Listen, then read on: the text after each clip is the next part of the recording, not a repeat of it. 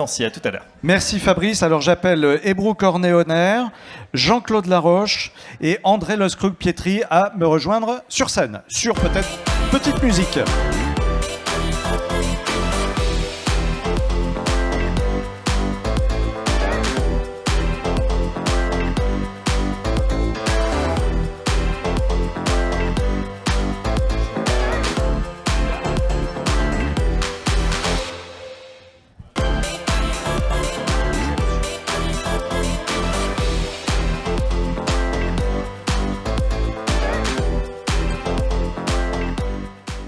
Merci de votre fidélité, de rester en nombre et d'être très attentif, c'est très important. Les conseils, on en a eu, on va encore en avoir. On va voir également quels sont les outils très importants pour les directeurs financiers, les chefs d'entreprise, les managers. Plus que le numérique, l'IA, donc l'intelligence artificielle, occupe une place de plus en plus importante dans l'entreprise. Mais quel est au juste le rôle de cette IA également dans la société française ou les entreprises en particulier? Quel est l'intérêt de l'utiliser? Il y a plein de questions. Quelles opportunités offre-t-elle cette intelligence artificielle dans la gestion financière, le management, bien sûr dans la réduction des coûts? Et puis quels risques peut-elle présenter? Parce que voilà, c'est parfois l'autre côté de la médaille. Comment anticiper ces risques pour mieux les gérer? Alors on va voir cela avec, je le disais, Hébrou Cornéoner. Madame, vous êtes directrice financière de Microsoft France et vous présidez par ailleurs Nokia France, qui est une entité de Microsoft. Jean-Claude Laroche, vous êtes directeur de mission auprès du président d'Enedis, de la présidente d'Enedis, pardon, et vous êtes président du SIGREF. Alors tout le monde connaît le SIGREF, mais je rappelle, le cas échéant, c'est une association de grandes entreprises et d'administration publique qui se donne pour mission de développer les capacités à intégrer justement et à maîtriser les questions numériques. Et puis André Loskrug-Pietri, président de JEDI, le Joint European Disruptive Initiative. C'est une agence européenne dédiée à l'innovation. C'est un petit peu la DARPA américaine. Enfin, c'est ce que vous imaginez en termes d'action. Alors, même process, si je puis dire, 4 minutes environ chacun pour un petit propos liminaire, et puis après on discute entre nous. Alors, Madame Cornéoner, l'intelligence artificielle, pour un groupe comme Microsoft, évidemment, c'est le quotidien, c'est même le cœur de métier, l'ADN, l'entreprise développe de nombreuses solutions clients.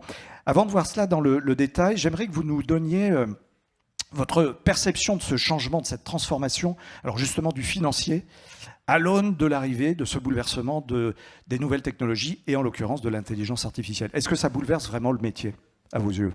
Alors, ça va effectivement bouleverser le métier, mais j'ai envie de dire c'est le métier est déjà bouleversé par d'autres technologies qui sont arrivées par le passé. Nous, chez Microsoft, on a mené la transformation de la fonction financière il y a déjà une quinzaine d'années.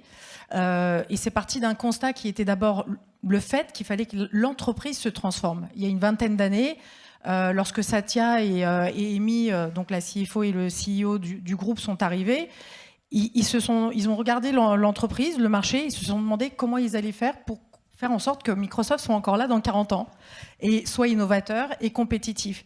Donc à partir de là, on s'est demandé comment on allait transformer l'entreprise, donc transformer la culture, amener cet état d'esprit de croissance, d'itération, de répétition, d'apprentissage permanent, et ensuite de se dire que pour être efficace et compétitif sur le marché, il faut que nos employés puissent être équipés pour prendre les meilleures décisions sur leur scope, sur leur périmètre.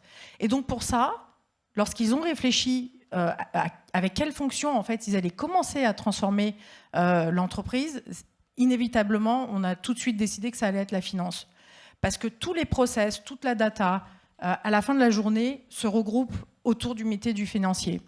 Donc, tout l'enjeu a été vraiment de contrôler cette data avec l'arrivée des nouvelles technologies qu'on a créées pour nous-mêmes à l'époque. Le AI, aujourd'hui, on parle de Generative AI, mais nous, l'AI, nous l'utilisons déjà depuis 2015, nous a aidé en fait à transformer déjà le rôle du financier. Donc, un financier aujourd'hui ne fait plus du tout le même métier qu'un financier il y a 15 ans chez Microsoft. Et lorsqu'on parle à 90% de nos partenaires, nos clients, c'est vrai que le financier passe 80%, 90% de son temps dans des tâches répétitives, etc. Donc l'enjeu est de réduire toutes ces tâches manuelles répétitives pour retirer la substance même de l'expertise du financier couplé à son raisonnement et en fait enlever tout ce qui est inutile pour pouvoir vraiment amener les meilleures recommandations au business. Donc ça, c'est vraiment ce qu'on a déjà mené. Aujourd'hui, avec le Generative AI, on arrive dans une autre phase où on va rendre encore plus épurée la partie répétitive, la partie tâches qui sont encore qu'on juge pas encore de valeur ajoutée, hein, mais que plus tard on jugera peut-être être de valeur ajoutée, de façon à ce qu'on puisse totalement se concentrer sur juste le raisonnement et la validation du raisonnement. Là, on est dans le concret. Vraiment, on ne peut plus être dans le concret. Jean-Claude Laroche, alors Big Data, intelligence artificielle, ces deux sujets, on peut le dire, alimentent vraiment beaucoup de fantasmes. Qu'est-ce qu'il y a derrière l'IA? Il y a le grand démon, le grand diable qui surveille tout, qui modifie tout à sa guise, etc. Bon, beaucoup de fantasmes. On compare souvent d'ailleurs l'IA à un être humain. Est-ce que c'est le cas? Écoutez, je vais reprendre une formule de Camus qui disait mal nommer les choses, c'est ajouter au malheur du monde.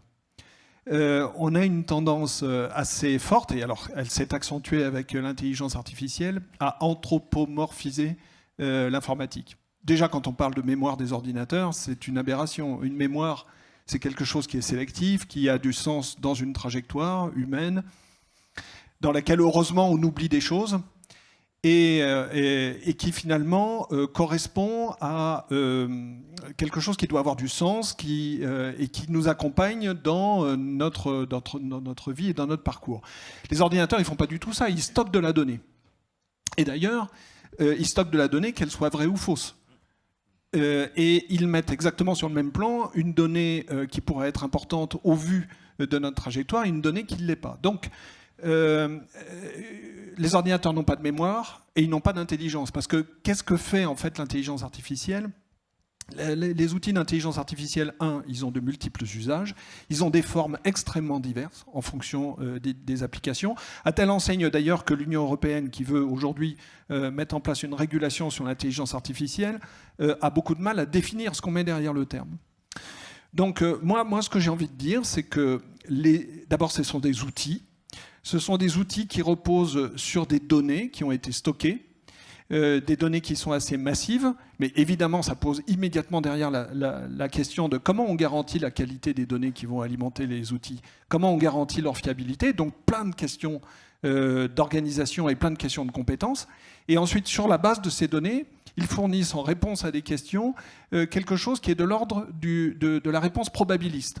C'est-à-dire, sur la base des données dont ils disposent, ils donnent la plus forte probabilité pour que la réponse à la question posée soit la bonne. Mais évidemment, il peut aussi se tromper, mais il ne sait pas qu'il se trompe.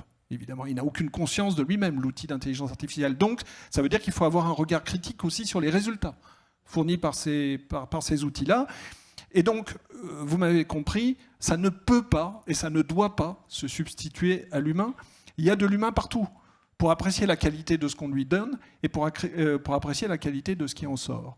Je le dis parce qu'aujourd'hui, cette espèce de fantasme qui consisterait à dire les outils d'intelligence artificielle vont prendre le pouvoir, vont se substituer à l'homme, etc. Partout où on lui donne le pouvoir de décision, on ajoute au malheur du monde. Ouais.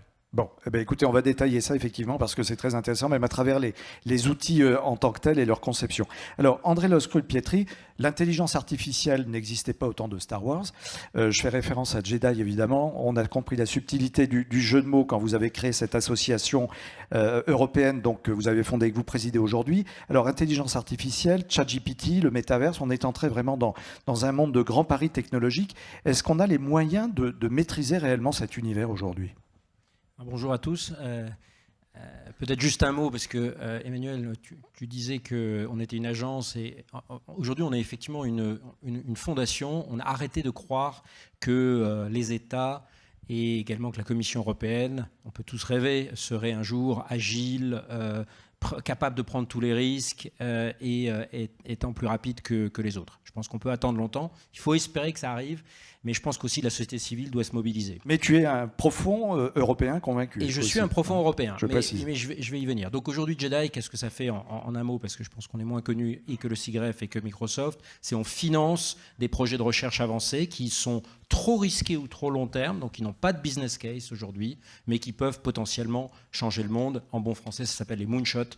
Dans les sujets climat, les sujets énergie, les sujets sciences de la vie et tout le grand domaine du computing. Donc on est à peu près 5000 dans toute l'Europe et on passe beaucoup de notre temps à anticiper le coup d'après. Le coup d'après dans l'IA, le coup d'après dans le nucléaire, le coup d'après dans les antibiotiques.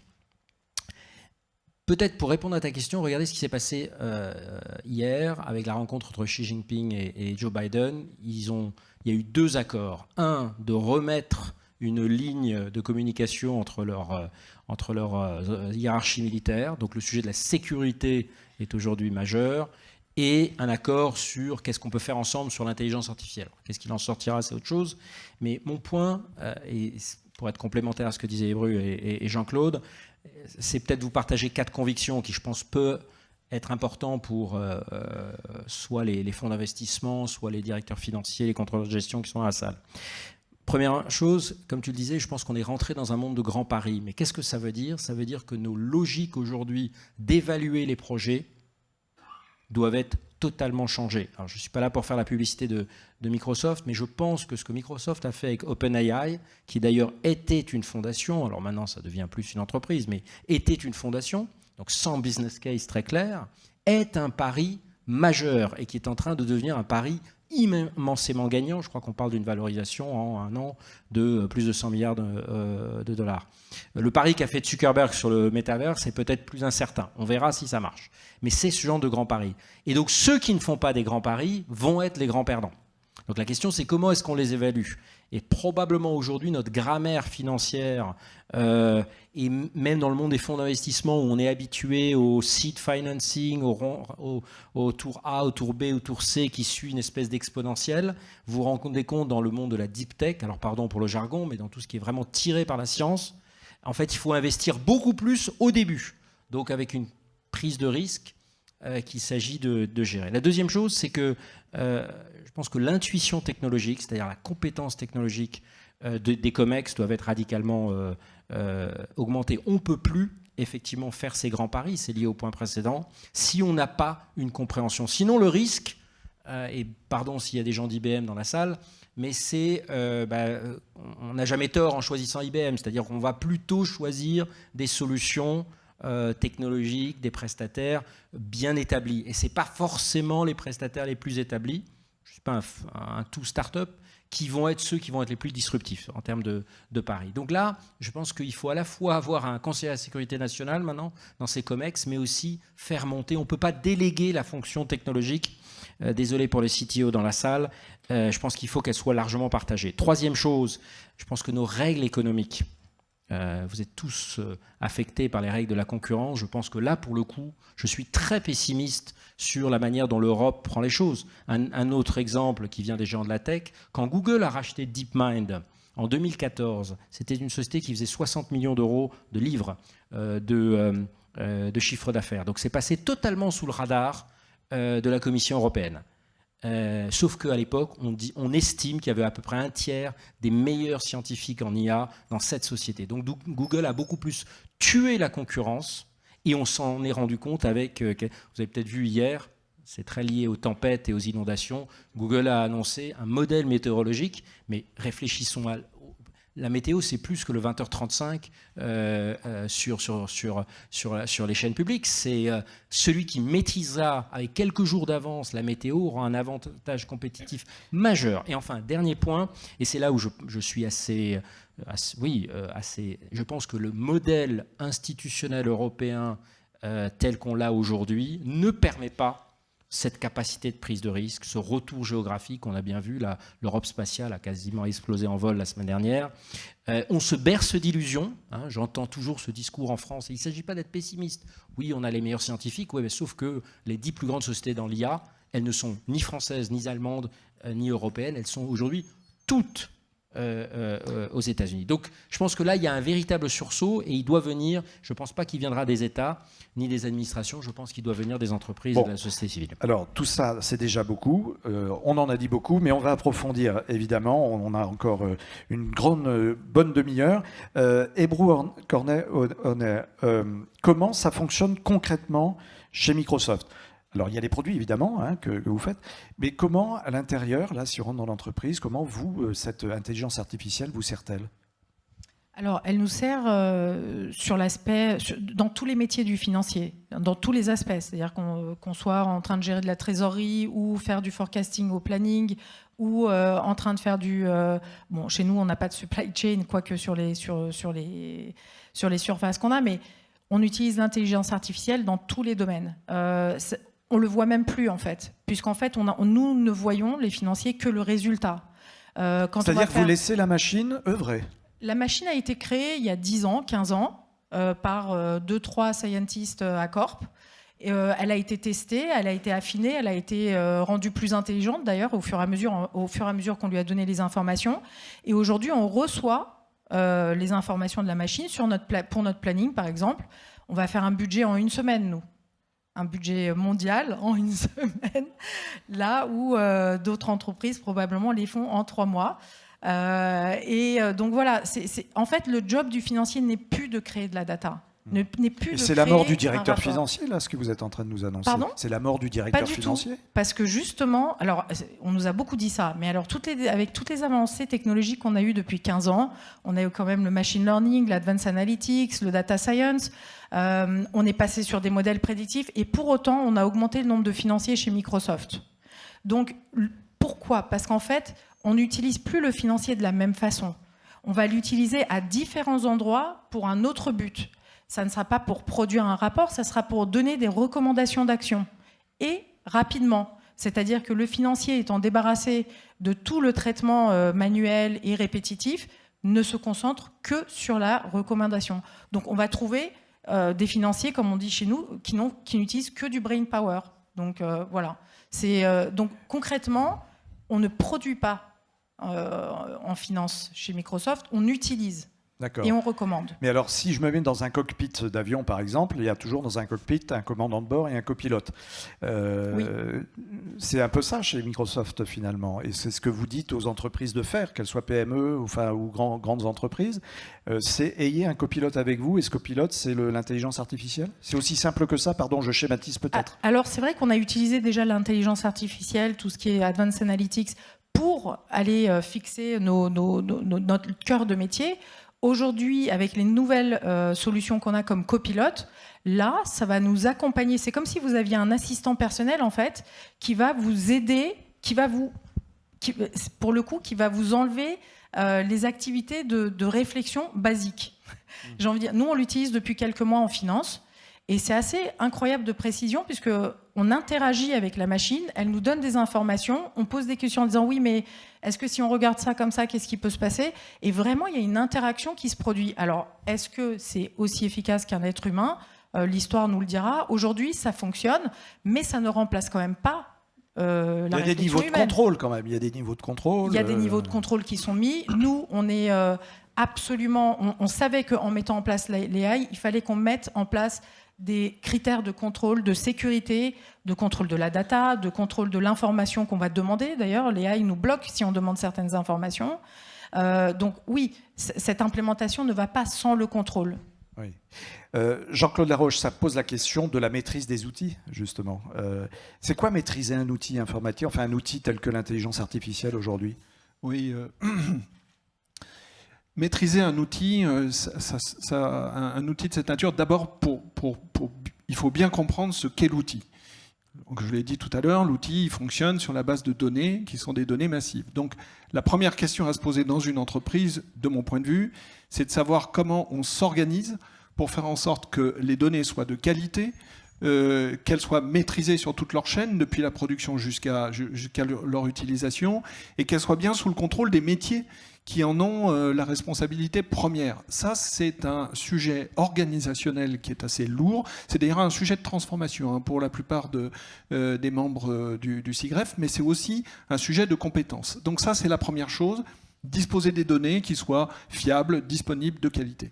Le deuxième point, c'est que l'analyse que nous faisons, nous, au SIGREF, c'est que nous sommes rentrés dans le temps des turbulences et dans le temps des crises à répétition, voire des crises qui se superposent. On a vécu le problème du Covid, les incidents sur aussi des guerres aux portes de l'Europe, sur nos supply chains. On vit toute une série de crises. Et donc, les outils d'intelligence artificielle se fondant sur des données passées ne peuvent être pertinents que s'ils sont remis à jour avec des données le plus possible en temps réel.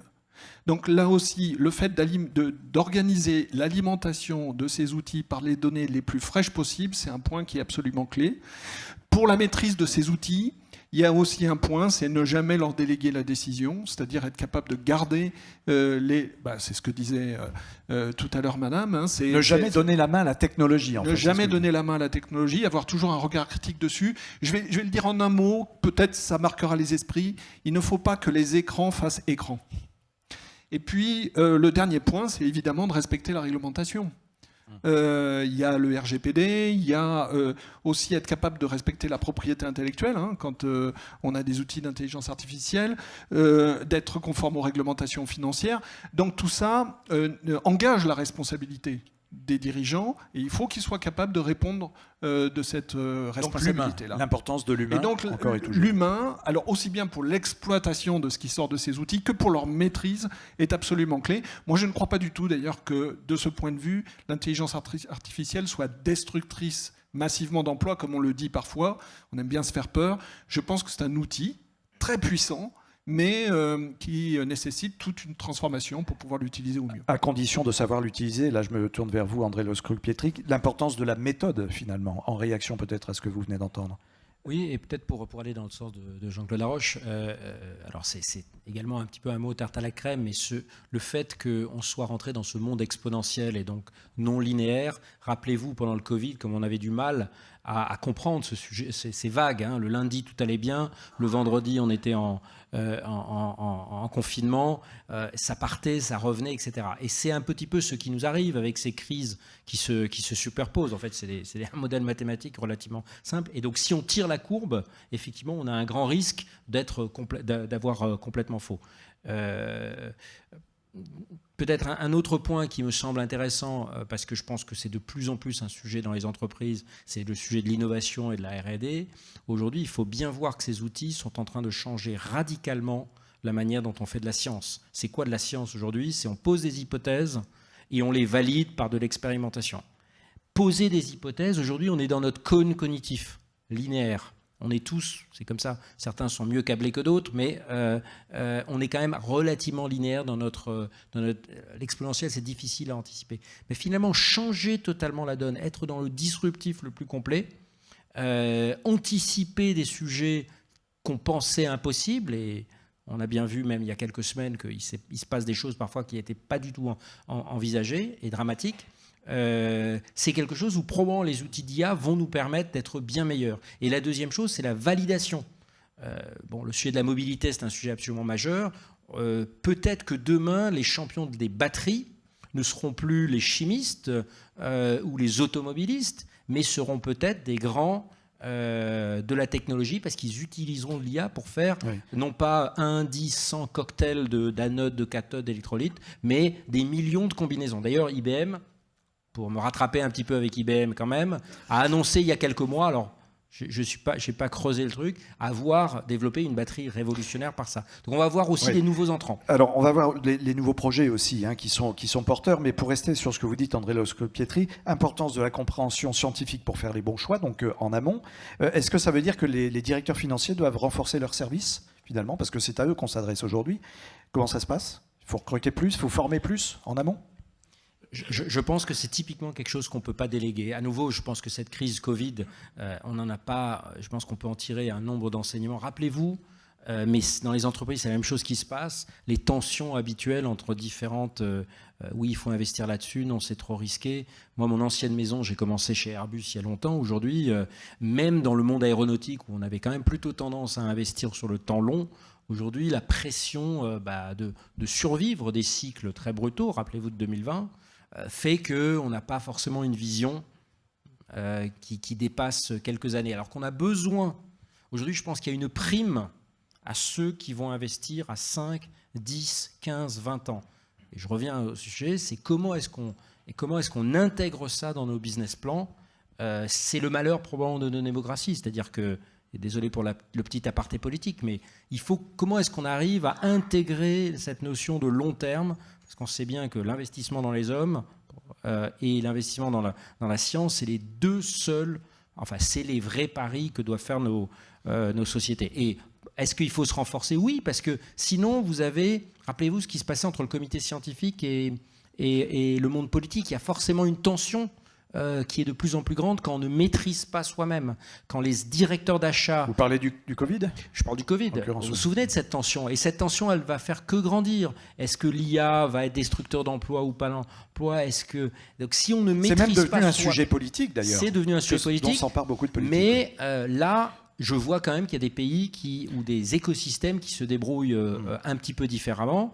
Je prends l'exemple américain, et Dieu sait que je ne suis pas non plus un fanatique du modèle américain. Le président américain aujourd'hui, il a dans le West Wing, le fameux West Wing, 140 personnes, dont 120 PhD, donc 120 docteurs, qui sont dans son Office of Science and Technology.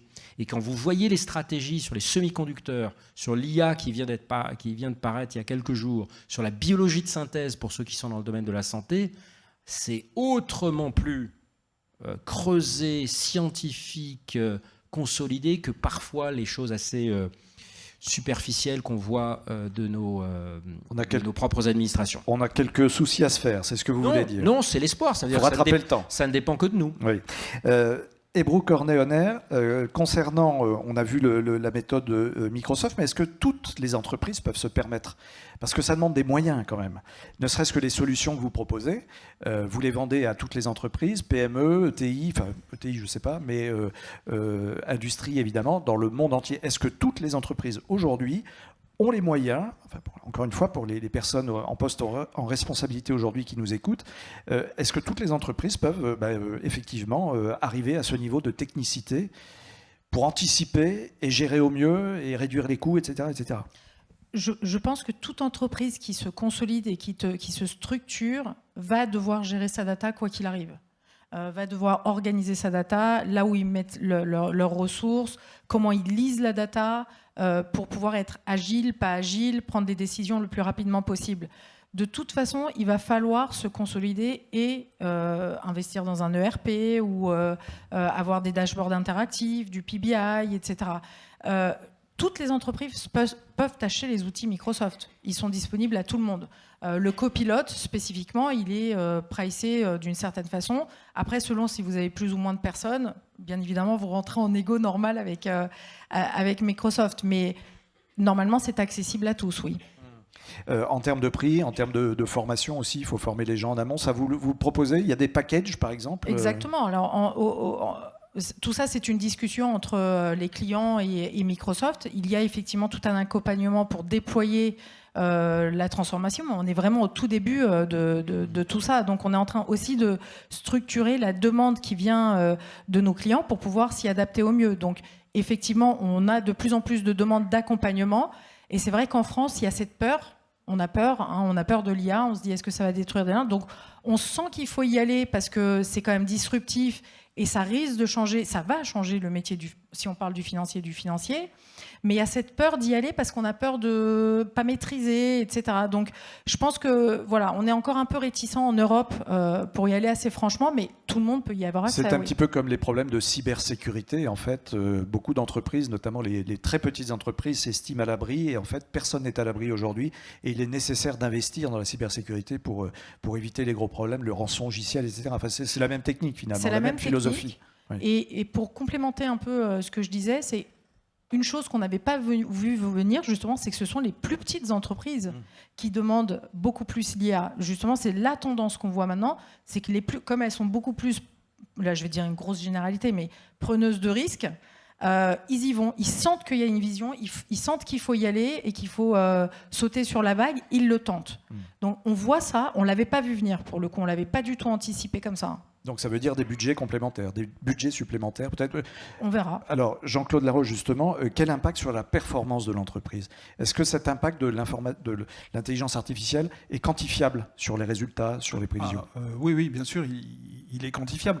Je vais essayer de le formuler de manière un peu générale. Partout où on a besoin de faire des analyses ou des projections sur une base statistique large et fiable, l'intelligence artificielle est un outil extrêmement précieux. Et alors, qu'est-ce que ça veut dire très concrètement? Je vais prendre un exemple, puisque avant d'occuper ma fonction de conseiller là, auprès de la présidence d'Enedis, j'ai été pendant des années patron de l'ensemble des systèmes informatiques de cette maison, et donc c'est à moi que vous devez la mise au point technologique de l'ensemble des systèmes de comptage communicants, Linky et autres. Sur Linky, par exemple... Faut pas forcément le dire, ça. Hein, parce que je l'assume totalement. Ouais, je l'assume totalement. Vous avez un bon service de sécurité. Disons que la période la plus tendue est passée quand on a installé 36 millions de compteurs. On en a installé 30 000 par jour dans la période qui était un peu tendue. Mais tout ça pour dire que les données dont on dispose permettent aujourd'hui de prévoir où on va avoir des pannes sur le réseau basse tension. Et donc d'intervenir de la manière la plus pertinente possible sur des endroits qui sont des endroits de fragilité pour éviter de se retrouver pris au dépourvu le jour où la panne était censée arriver. Ce type d'analyse, clairement, ça nous amène de la performance parce que ça nous amène à pouvoir planifier les interventions de nos équipes, etc. etc. Donc c'est évident que partout on a besoin de prendre des décisions sur la base d'analyses prédictives. L'intelligence artificielle est un outil qui est devenu indispensable, mais j'ajouterais que dans la mesure où il s'agit d'outils statistiques, ils sont par définition bien adaptés à tout ce qui est gestion des risques. Là, tout à l'heure, on parlait de ce qu'a mis au point Google et ce qu'ils ont annoncé hier sur les analyses prédictives de Météo France. Les prédictions de Météo France, ça n'est jamais que des probabilités de ce qui va se passer en matière de météorologie. Et là, typiquement, les réseaux de neurones et les systèmes hybrides sont devenus plus performants que les prévisions classiques sur des bases, j'allais dire, sur une base plutôt physique. Des choses. Donc voilà, je ne vais pas m'étendre, mais il y a toutes sortes de domaines, la gestion des risques, on peut même regarder l'alignement de ce qu'on fait avec la stratégie de l'entreprise. Et puis, dans la mesure où on a de plus en plus de données à traiter et que demain, on va avoir de plus en plus d'exigences en matière de compliance, je pense à la directive CSRD, faire des analyses sur la base de tout ce qui va remonter, l'intelligence artificielle peut être très utile. Alors, l'intelligence artificielle, à bien vous entendre, c'est l'ami de la technocratie, toutes les nouvelles normes européennes qui arrivent, etc. Ça va faciliter finalement ça. Alors vous avez raison, moi à titre personnel je suis assez réservé, critique, et on a eu l'occasion d'intervenir, nous SIGREF, avec nos homologues européens auprès de la Commission européenne sur ce qui se profile en matière de régulation de l'intelligence artificielle. D'abord parce que forcément, comme on ne sait pas la définir, le champ est potentiellement extraordinairement extensif.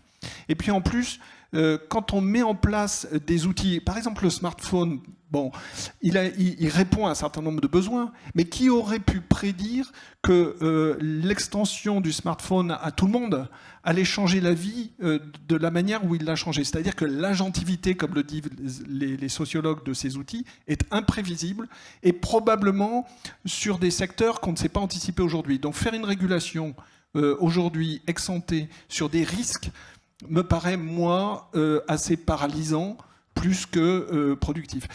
Et nous plaidons, côté SIGREF, pour la mise en place de surveillance de ce qui se passe et de capacité de réaction dans l'hypothèse où on serait face à des dérives dans l'utilisation de l'intelligence artificielle. Très bien, c'est très clair. Alors, sur l'aspect européen, justement, André Loskrug-Pietri, on a bien compris que votre vision de la stratégie européenne n'est pas parfaite, mais qu'est-ce que vous proposez concrètement? On parlait de la DARPA, par exemple. Les Américains prennent une décision, il y a un choix, on met le pognon qu'il faut, et si on se plante, on se plante. Mais au moins, on aura essayé. Est-ce que l'Europe sait faire ça? Est-ce que c'est la bonne solution, finalement? C'est pas encore aussi simple que ça, même aux États-Unis. Non, je pense que si on accepte ce constat qu'effectivement, on va être de plus en plus sur une succession de risques et donc sur des surprises stratégiques, et que des surprises stratégiques, ça coûte très cher. Je reprends mon exemple du Covid. il était estimé dans les années 2010-2015, c'est pas de moi, ça venait effectivement des États-Unis, de la CIA, même George Bush Junior en a parlé, c'est dire que prédire une future pandémie qui ressemblerait au H1N1, enfin le premier, coûterait entre 10 et 15 milliards d'euros. On ne les a pas investis. Aujourd'hui, je crois que le coût du Covid, plan de relance, quoi qu'il en coûte, c'est 23 000, 24 000 milliards d'euros. Le problème, c'est comme avec le changement climatique, c'est-à-dire que investir dans un risque qui ne va peut-être pas se matérialiser, c'est extrêmement difficile pour nous, humains, de le faire. Donc, on est dans ce monde imprévisible, ce qui veut dire qu'il faut expérimenter. Et il ne faut surtout pas, excusez-moi d'être un petit peu impératif, je ne suis pas là pour donner des leçons à quiconque, mais il est essentiel de ne pas commencer à dire « ça y est, on a notre champion ». Quand je vois ici, et c'est des gens formidables, qu'en France, ça y est, on semble tout mettre derrière une société dans le domaine de l'IA, mais là, on prend un risque majeur. Aucun investisseur ne mettrait tous ses moyens derrière une société. Il faudrait qu'il y en ait 10 en parallèle, et effectivement, c'est ce qui s'est passé pendant le Covid. En mars 2020, 10 sociétés reçoivent des intentions d'achat du gouvernement américain fermes sur des produits qu'ils n'ont pas encore. 8 mois après, on a le miracle dont on a tous quand même bénéficié, c'est d'avoir un vaccin, ce qui aurait pris 5 à 10 ans. C'est l'opération Warp Speed. Donc c'est mon troisième point, il faut qu'on considère, et c'est à nouveau une bonne nouvelle, le temps comme aussi essentiel que l'argent. J'ai effectivement l'impression qu'en France et en Europe, chaque fois qu'on a un problème, on crée un fonds. C'est très bien, mais déjà, il faudrait dépenser l'argent qu'on met en place, et surtout, il faut considérer que le temps. Ce que disait Jean-Claude sur les réglementations IA, le problème, c'est que la discussion, elle a démarré il y a 3 ans, et qu'elle n'avait pas anticipé, ça c'est peut-être qu'ils auraient peut-être dû lire le papier sur les Transformers qui date de 2018 quand même. Bref, on est, comme on met tellement de temps, en fait, on est de plus en plus dans une guerre de retard. Ça, c'est mon inquiétude. Mais l'argent, on l'a. On a les centaines de milliards. Les 700, alors là, je parle aux contribuables qui sont dans la salle. Le plan France 2030. Attendez, on a levé 750 milliards d'euros en mettant le fameux moment hamiltonien, là où on a mis nos dettes en commun entre les différents pays européens, qui a été particulièrement difficile à faire, notamment pour nos amis allemands. En mai 2020. Savez-vous combien on a dépensé à ce jour, novembre 2023 ? Sur 700 milliards ? Sur 750 milliards. On en a dépassé 24%. Je pense que vous êtes tous dans les entreprises. Un dirigeant d'entreprise qui serait aussi mauvais en termes d'exécution, ça fait longtemps qu'il aurait été remercié. Rien de tout ça. On n'évalue pas. Et là, on a une crise énergétique. On recrée un fonds d'investissement. On recrée un fonds. On est obsédé par... Mais parce que c'est facile. Annoncer des milliards, pardonnez-moi, c'est facile. Mais bien les investir... On saupoudre au lieu de... Évidemment, on saupoudre. L'Europe spatiale, c'est du saupoudrage. L'Europe des semi-conducteurs, c'est un peu du saupoudrage. Donc, le problème, c'est que ça, c'est du coup... il faut faire des choix. Mais c'est ce que font plein de gens dans cette salle. C'est qu'il faut arbitrer. Mais pour pouvoir bien arbitrer, il faut pouvoir évaluer. Et pour pouvoir bien évaluer ces projets dans la technologie, effectivement, il faut... probablement monter en compétence sur ces sujets-là. Mais à nouveau, la bonne nouvelle, c'est que quelqu'un qui était très bon dans l'IA il y a 10 ans n'est plus forcément à la page. Donc en fait, les cartes peuvent se rebattre et c'est l'espoir que j'ai pour notre pays et pour l'Europe, effectivement. Alors ça, c'est la vision stratégique, un peu politique, même. Ebru Cornet-O'Neill, le regard de la chef d'entreprise, finalement, sur ce que vient de dire au niveau européen, en tout cas, André Le Scrupietri. Moi, je pense que, en fait, d'ailleurs, c'est pas moi, c'est Microsoft. On est persuadé, pour revenir à ce que disait Jean-Claude, qu'il faut qu'il y ait une régulation. Il faut contrôler. Alors, je vais d'abord parler de ça parce que c'est comme quand, à l'époque où on a créé l'électricité, il a fallu créer un interrupteur. Il va falloir créer l'interrupteur de l'IA. Et pour ça, il faut que les gouvernements régulent. Il faut réguler. On l'a demandé, on a fait des propositions. 1, pour contrôler au niveau sécurité, et 2, pour pouvoir contrôler la compétition. Sinon, ça va devenir l'anarchie. Donc ça, c'est primordial que, effectivement, les gouvernements réagissent vite. Ensuite, en ce qui concerne votre point, c'était sur... Pardon ? Sur l'investissement, les moyens déployés. L'investissement en lui-même, il y a toujours cette histoire de prise de risque, effectivement, que, par exemple, Microsoft, c'est exactement ce qu'ils ont fait. Prendre ce risque en se disant, il y a une vision, le ROI n'est pas forcément positif, clairement. Si on avait fait un fichier Excel, on n'aurait jamais investi. Mais les investissements disruptifs ne sont jamais faits sur des fichiers Excel. Ça part d'une vision en se disant je sais que ça va partir, ok, je prends le risque et je prends le risque de perdre un certain bout. À la fin, il n'y a pas la mort et on va le tenter. Donc c'est comme ça que c'est parti en fait cet investissement de Satya. C'était purement intuitif. Purement intuitif. Lui, c'est un techno. Donc il a construit son expérience, son expérimentation. Donc intuitivement, il s'est dit c'est ça qu'il faut que je fasse et que j'investisse. Donc c'est vrai, je reviens sur l'investissement des entreprises. Ça ne peut pas être que rationnel, basé sur un choix rationnel et mathématique. Et ça, c'est faisable par toutes les entreprises. On insiste. Et c'est important, c'est capital. Pour terminer, Jean-Claude Laroche, on vient d'entendre à travers ces trois tables rondes beaucoup d'idées. Beaucoup vraiment je dirais de solutions à mettre en place, qui ont un coût effectivement, mais on a vu la nécessité de s'y préparer à cette évolution. Concrètement, que peut apporter le CIGREF? Parce que là, on s'adresse aux directeurs financiers, chefs d'entreprise. Est-ce que vous avez les outils pour guider les directeurs financiers, les entreprises qui souhaiteraient aller de l'avant en la matière? Pour tout ce qui concerne, disons, l'implémentation des technologies chez nos membres, alors, grosso modo, nos membres, c'est des entreprises CAC 40, SBF 120, grandes administrations, exclusivement utilisatrices de systèmes d'information. On n'a pas d'éditeur de logiciels chez nous et on n'a pas non plus de SN. Donc on est des grands utilisateurs qui dépensons à peu près 60 milliards d'euros par an dans nos systèmes d'information. Donc le CIGREF, qu'est-ce qu'il fait? Il a notamment toute une série de groupes de travail avec des représentants de nos membres et il produit des rapports sur son site cigref.fr qui sont des rapports qui, compte tenu de la surface économique de nos membres, sont ouverts, accessibles gratuitement à tout le monde. Donc on en a produit depuis un an plusieurs. Un sur comment organiser l'agilité à l'échelle de nos entreprises en décembre 2022, comment mettre en place une stratégie data en janvier 2023. On a fait une note d'information et d'actualité sur des recommandations au sujet des outils d'intelligence artificielle générative en juillet dernier. Et là, on a dans les jours qui viennent un rapport qui va sortir sur comment piloter l'entreprise par la donnée, c'est-à-dire extraire de la valeur de la donnée à l'échelle de l'entreprise. Voilà. On est au cœur du sujet, qui est le nôtre aujourd'hui. Et donc toutes ces notes sont évidemment accessibles à tout le monde. Merci infiniment à tous les trois. Merci madame. Merci messieurs. On peut vous applaudir encore une fois.